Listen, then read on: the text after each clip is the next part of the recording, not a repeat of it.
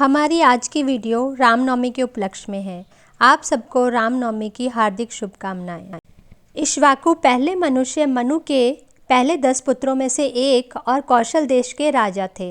उन्होंने सूर्यवंशी साम्राज्य की स्थापना की।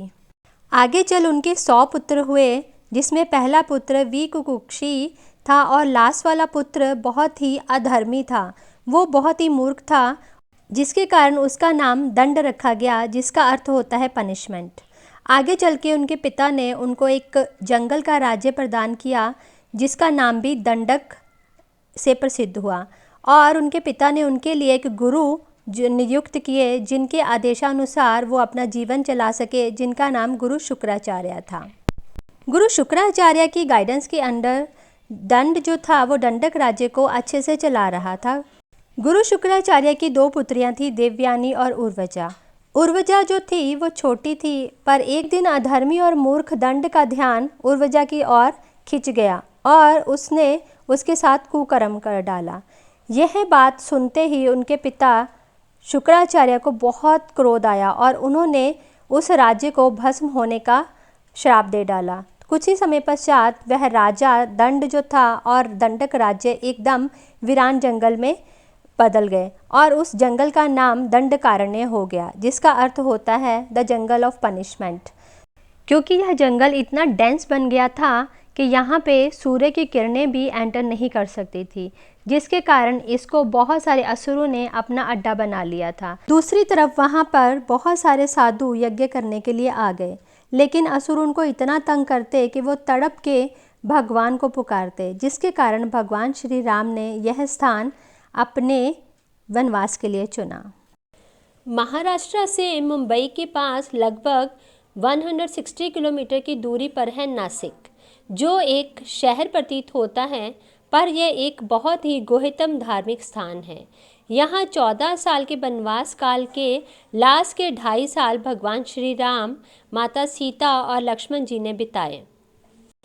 हम यहाँ पर सबसे पहले दर्शन करते हैं इस्कॉन टेम्पल के, जो पंचवटी के एकदम पास ही है और बहुत ही सुंदर विग्रह हैं यहाँ के। यहाँ अगर आप एक बार विग्रह के दर्शन कर लो, जो कि आपको मंत्रमुग्ध कर देंगे।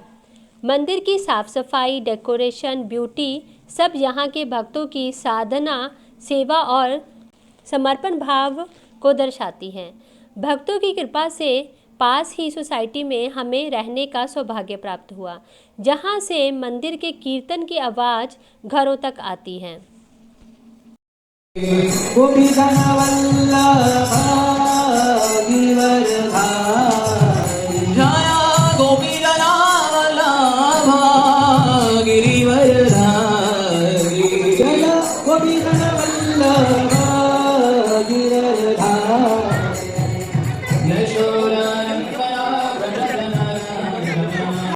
यहाँ पास ही पंचवटी नाम का स्थान है, जहाँ पे भगवान ने लास्ट वाले 2.5 साल अपने वनवास पीरियड के बिताए। हम यह भी कह सकते हैं कि यह वह स्थान है जहाँ रावण माता सीता का अपहरण कर के उन्हें लंका को ले गया था। यहाँ सबसे पहले शूर्पणखा का आगमन हुआ, जो कि भगवान श्री राम की सुंदरता पर मोहित होकर उनसे विवाह रचाना चाहती थी। भगवान श्री राम ने उससे क्षमा मांगी और कहा कि वह एक पत्नी व्रता धर्म निभा रहे हैं, आप लक्ष्मण के पास जाइए। लक्ष्मण जी से भी जब ना आंसर सुना तो उसने क्रोध में आकर माता सीता के ऊपर अटैक कर दिया। तो माता सीता की रक्षा करने के लिए लक्ष्मण जी ने इमीडिएट तलवार उठाई और उसकी नासिका काट दी। तब से ही इस शहर का नाम नासिक पड़ गया, क्योंकि लक्ष्मण जी ने शूर्पणखा की नासिका को काटा था। इसके पश्चात जब अधर्मी राजा रावण माता सीता की सुंदरता पर मोहित हो गया और उनका अपहरण कर उन्हें ले जाना चाहता था, तो उन्होंने एक अपना असुर मारीची को भेजा, जो भगवान श्री राम को दूर जंगल में ले गया। लक्ष्मण के बार बार मना करने के उपरांत भी माता सीता जब भयभीत हो गई कि भगवान राम अभी तक क्यों नहीं पहुँचे, उनके बार बार अनुरोध करने पर लक्ष्मण जी भगवान राम को ढूंढने के लिए निकले। पर जाने से पहले उन्होंने प्रोटेक्शन और रिस्पॉन्सिबिलिटी को निभाते हुए अपनी माँ समान भाभी के लिए एक रेखा खींची, जो लक्ष्मण रेखा के नाम से आज भी सुविख्यात है। इस स्थान पर आज एक बहुत ही सुंदर मंदिर बना हुआ है। यहाँ भक्तगण दर्शन करते हैं। सीताराम जी की प्यारी राजधानी लागे। यहाँ से हम आगे चलकर गोरे राम मंदिर के दर्शन किए, जो कि यहाँ के पंचवटी के मेन मंदिरों में से एक हैं। Now we are at Guru Ram temple. Please have darshan. Hi, Guru Ram. गोरे राम मंदिर के दर्शन करने के उपरांत हमें सौभाग्य प्राप्त हुआ काले राम मंदिर के दर्शन करने का, जो कि यहाँ का बहुत ही प्रमुख मंदिर है। इसकी कथा सुनते हैं। बहुत ही रोचक कथा है इस मंदिर की। हरे कृष्णा। तो आज हैं हम लोग नासिक में, और आप जानते हैं कि रामनवमी आने वाली है और भगवान राम की बहुत सारी लीलाएं यहाँ पे हुई हैं। सारी तैयारियाँ जो है वो चल रही हैं। तो यहाँ पे बताते हैं कि जो शिवाजी, छत्रपति शिवाजी जो थे, उनके गुरु समर्थदास राम जी यहाँ पे इनकी पूजा करते थे। बताते हैं कि ये विग्रह साक्षात जो है यहाँ पे जो राम कुंड है वहाँ से प्राप्त की गई थी। इनको स्वयंभू मूर्तियाँ कहा जाता है, जिसमें सीता मैया, लक्ष्मण जी और भगवान राम की जो है विग्रह हैं जिनकी पूजा की जाती थी। और समर्थ रामदास जी जो है स्वयं आकर एक कुटिया बनी होती थी जहाँ पे उनकी पूजा करते थे।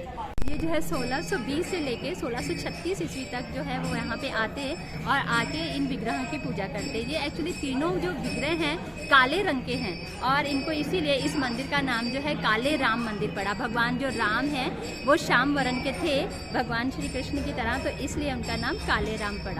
बहुत सालों के बाद सरदार रंगराव ओडेकर जो हैं वो भी इन विग्रहों की पूजा करते और भगवान श्री राम ने उनको स्वप्न में दर्शन देते हुए कहा कि आप जो हैं मेरे लिए एक भव्य मंदिर बनाइए। तो ये जो सोने का गुम्बद है आप देख सकते हैं, तो ये तीनों विग्रह हैं और सोने का गुम्बद जो है उसके साथ ये बहुत ही भव्य मंदिर बनाया गया है। आप इनकी शिल्पकारी भी देख सकते हैं। और ये मंदिर को बनने में बताते हैं कि 1780 ईस्वी में स्टार्ट हुआ और 1796 ईस्वी में जाके कंप्लीट हुआ। इतना सुंदर मीनाकारी है इस मंदिर में की गई। इसके बाद हम दर्शन करते हैं भगवान शिव के टेम्पल के, जो बिल्कुल पास ही है। भक्तगण यहाँ पर शिवलिंग के ऊपर जल चढ़ाकर भगवान श्री राम की कृपा प्राप्त करने की कामना करते हैं।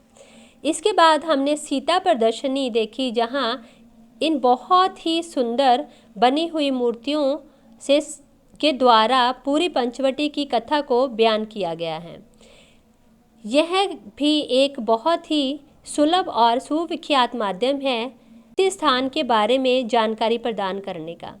यह माध्यम बहुत महंगा सिक्योरिटी की मांग, मेंटेनेंस और केयर मांगता है, पर यह हर प्रकार के व्यक्ति, चाहे वो बच्चा हो, बूढ़ा हो, अनपढ़ हो या बिजनेसमैन और हाउसवाइफ, को आसानी से जानकारी प्रदान करता है। इसके बाद हमने दर्शन किए सीता गुफा के, जो कि बहुत ही टाइट प्लेस है। बहुत ही आंतरिक शांति प्रदान करता है ये स्थान, क्योंकि माता सीता की साधना स्थली है ये।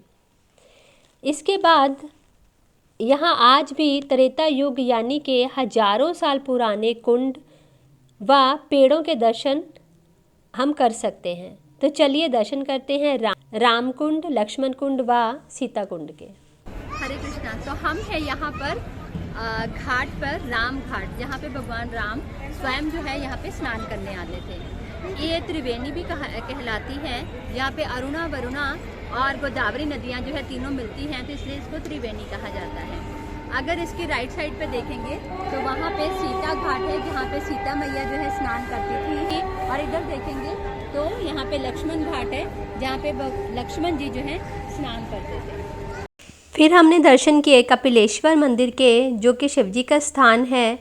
बताते हैं कि ब्रह्मा जी के 5 मुख थे और वो अपने 4 मुखों से भगवान श्री हरि की कीर्तन और गुणगान करते, पर एक मुख से हमेशा निंदा करते रहते। शिवजी को ये बात पसंद नहीं थी, तो उन्होंने उनका एक मुख काट दिया। तो बताते हैं कि उनको ब्रह्म हत्या का पाप लगा। वो पूरे ब्रह्मांड में घूमे, लेकिन उनको कोई भी ऐसा स्थान नहीं मिला जहाँ उनके पाप का निवारण हो सके। तो उनके नंदी बछड़े की फॉर्म में आए और उन्हें राम घाट के बारे में बताया। जब उन्होंने नासिक में आकर राम घाट पर स्नान किया तो वो अपने पाप से मुक्त हो गए।